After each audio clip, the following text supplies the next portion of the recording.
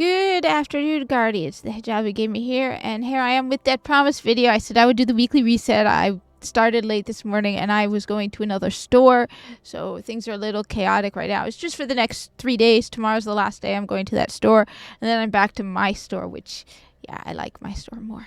I'm biased, okay, I'll admit. Anyway, I delayed it a little. I know I said I'd be back by around 4 because I wanted to get Challenge of the Elders done so I could give you the 3 bosses, which I can.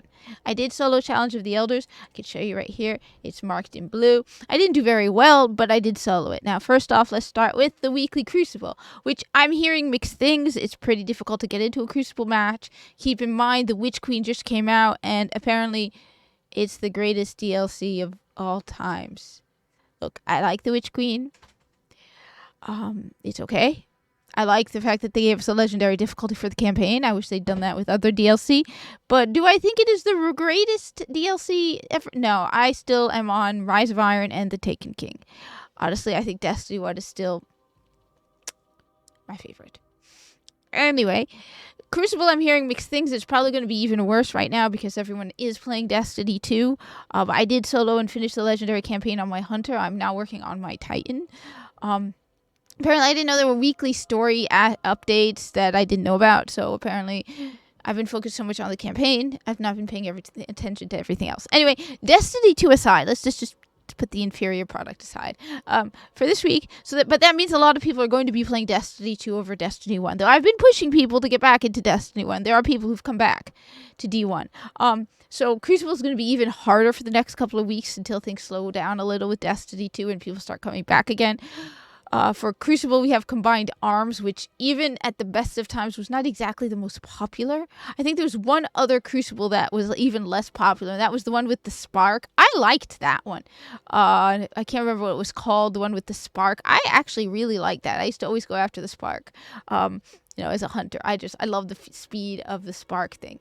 But I'm not seeing it. It's probably not up this week. Control, Supremacy, Elimination, Salvage. I think isn't that it? I'm not sure. It's just the one with the spark. I liked that one a lot. So Combined Arms, the usual drill. 1 Treasure of Ages box, 10 legendary marks for the first match you complete. After that, it's just for the fun. Honestly, I like Crucible and Destiny 1 more. It's more fun. It's just like you just go into Crucible for fun. It's not as that's just me. I mean, sometimes I've gone into Crucible with something like Necrochasm, which everyone's like, "Are you crazy? Necrochasm is a terrible weapon." Yeah, but Necrochasm is fun. It's just fun. Anyway, then we have the weekly story playlist, which is Earth and Moon. So you're dealing with we just had Rise of Iron. So it goes in chronological order. Earth and Moon are the early missions in the game. There's only one mission you will not get to replay, and that is the first mission ever. The first mission of the game, the one that you come back as a Guardian, that one I have never played other than as a new character. So that one you're not going to be playing, but everything else you get to play. So it's kind of weird to be light 400, max rank, and to be redoing stuff like looking for your ship and stuff.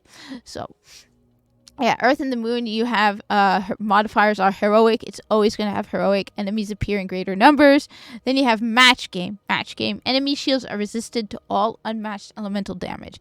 So one thing that helps is if you have like one of those adept exotic primaries like this. I was using Abyss Defiant because for Challenge of the Elders, but something like Zala Supercell, and then you put a different element here and a different element here, and then you have all 3. So that makes life a little easier.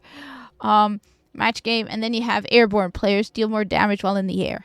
Now, I've said it, this is the best way to farm legendary marks because you get at least 20 legendary marks the first 5 times you do this, and you get a Treasure of Ages box, which I've been collecting, so I'm at 4 boxes right now.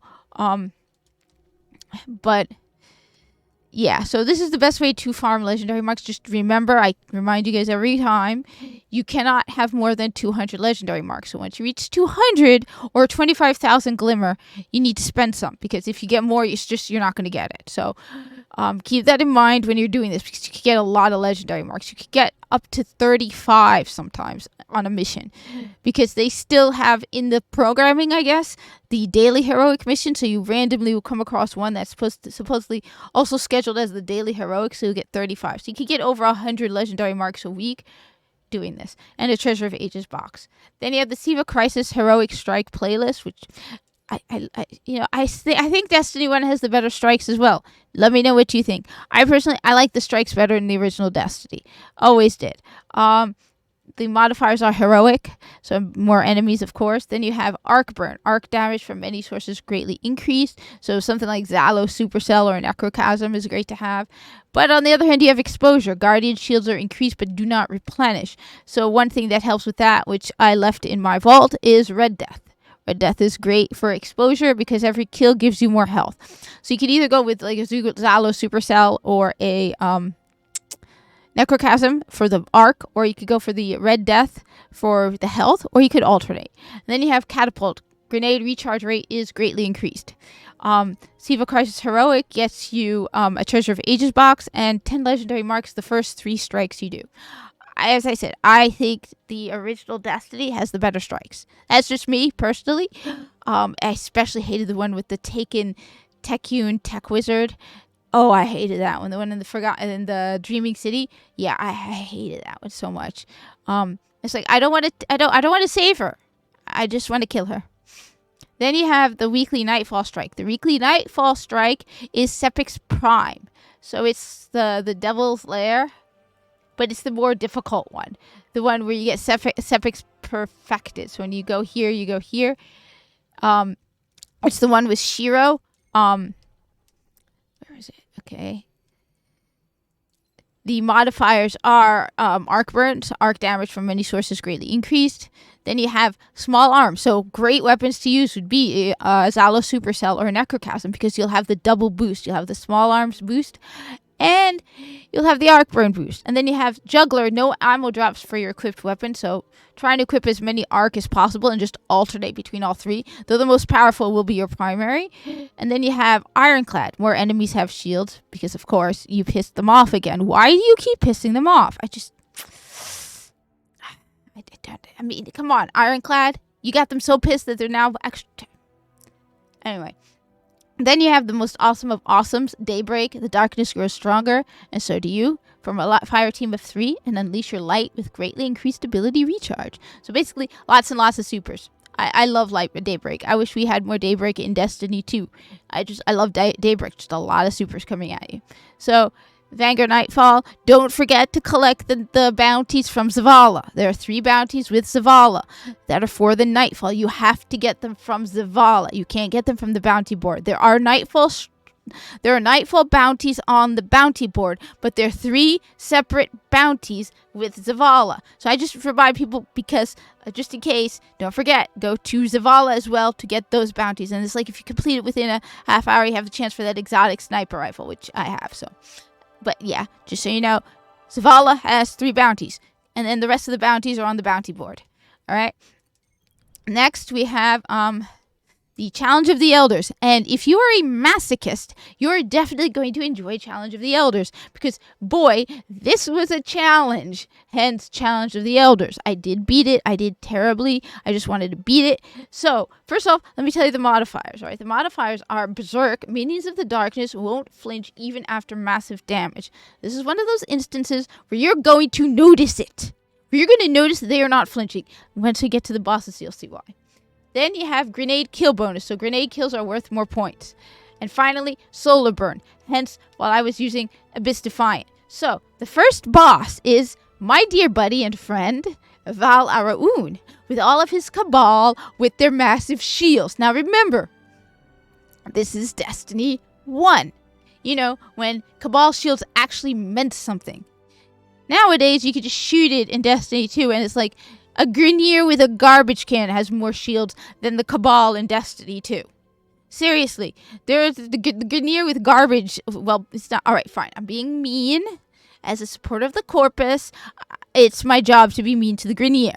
But the Grenier with the piece of metal and the hole have better shields than the fancy bancy smanchy whatever Cabal in Destiny 2. These here as well have real shields. This is when the Cabal had real shields, where the trick to getting past them was to shoot them in the hand, they would flinch, and then you shoot them in the head. They're not flinching.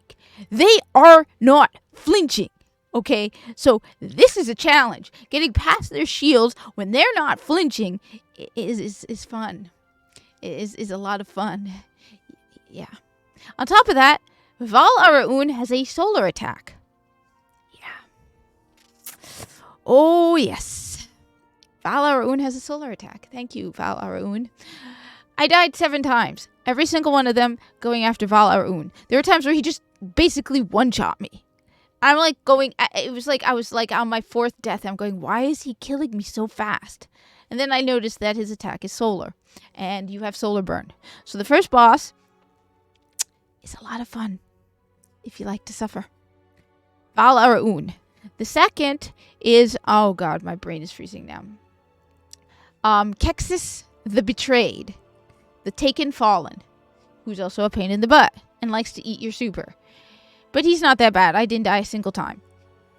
And the third is Taken Vex. So the second 2 are easy, piece of cake. It's just the first one that, especially because in the case of the Cabal, you don't realize how much you rely on them flinching until you find yourself facing Cabal that don't flinch. Good old-fashioned, Cabal with actual shields, where no matter how much you shoot at that shield, you're not getting through that shield. It's Destiny 1. So, yeah, I did do it. I did solo it, but, that was fun. That was fun. It was like, I tried to get through it. I didn't want to deal with reinforcements because those Cabal with shields. Yeah. Anyway, like I said, so the first is Cabal Strategist Val Araun. The second is Taken Fallen, Kexis the Betrayed. And the third is Taken Vex, who I can't remember the name of. I never remember the name of the Vex one because I don't think they give him a name for it. Anyway, so that's Challenge of the Elders. Yeah, that was fun. That was so much fun. Finally have the weekly raid. So Heroic, Deathsinger Challenge, Crota Challenge. That means it is Crota's End. I like Crota's End. There are guns I still need from Crota's End, but Crota's End. Now, I haven't done Crota's End in a very long time, so I don't remember it. I also actually don't know how to defeat Crota. Because, excuse me? When I went after Crota, when I did the Crota run, I was always in charge of the Oversoul because I have Celestial Nighthawk. So I would one-shot the Oversoul. So I have never done Crota's End where I actually was one of the people who attacked Crota. My job was basically I would run out there and, rocket launch him until there's the right moment, which I don't remember what the right moment is. So it's going to take some practice to get back into it. But the right moment where you shoot the Oversoul, and there's a particular moment when you shoot the Oversoul so you don't get it twice. But yeah, that was my job. So I actually do not know. So when Destiny 2, when you were fighting Crota in Shadowkeep, it was like, I don't know how to fight Crota. But Crota's End is a quick raid. I used to be able to solo the beginning. I'd carry my team through the beginning with the Thrall. But again, it's been a long time. I'd love to do Crota's End, though. Honestly, I would love to do Crota's End. But it's been a while. So, yeah, Crota's End for the raid. Anyway, that's your weekly reset for this week. I know everyone's been asking me for a review of the Steam Deck. It may be a little difficult. Like I said, tomorrow's my last day at the other store. My polls have, my activity among my polls and keeping up with the polls and everything and my community tab has decreased a little because I'm in a different store and I'm doing something for them that is more challenging there in a different setting than my usual setting. Anyway, share this with other D1 people. Thank you for watching. Like, comment, subscribe. And I will definitely, though, be doing a Xur location at 6 a.m. on Friday because I'll be heading back to my store Thursday and Friday. And I know because there's only like 48 hours for you to get to Xur, that I want to get that out on Friday morning. Unless my internet goes down, you will be getting a Xur location video from me on Friday morning. And anyway, hope to see you in the tower.